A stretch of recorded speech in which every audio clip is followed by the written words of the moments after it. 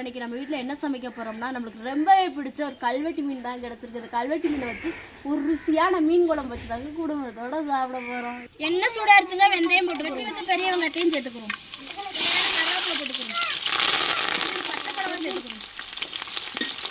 சொன்னாங்களே வெங்காயம் பச்சை மிளகா நல்லாவே எண்ணெயில் வதங்கி வந்துருச்சு. நம்ம தக்காளியை சேர்த்துக்கணும். சொன்னாங்களே வெங்காயம் தக்காளி பச்சை மிளகாய் எண்ணெயிலே நல்லா பொன்னிறமாக வெந்து வந்துருச்சு. நம்ம மசாலா சேர்த்துக்கணும். மஞ்சத்தூள் சேர்த்துக்குருவோங்க, மிளகாத்தூள் சேர்த்துக்குருவோங்க, குழம்பு மசாலா சேர்த்துக்குருவோங்க. சொன்னாங்களே இந்த மசாலையோடய கரைச்சி 100 கிராம் புளியும் சேர்த்துக்குருவோங்க.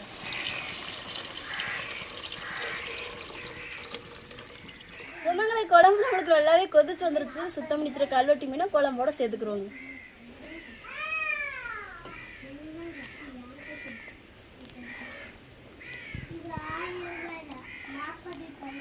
நம்ம அரைச்சி வச்சிருக்க தேங்காயும் சேர்த்துக்குருவோங்க. குழம்போட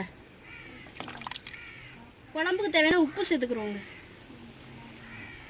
சொன்னாங்களே ருசியான கல்வெட்டி மீன் குழம்பு ரெடி ஆயிடுச்சு. இறக்கி வச்சுக்குருவோங்க.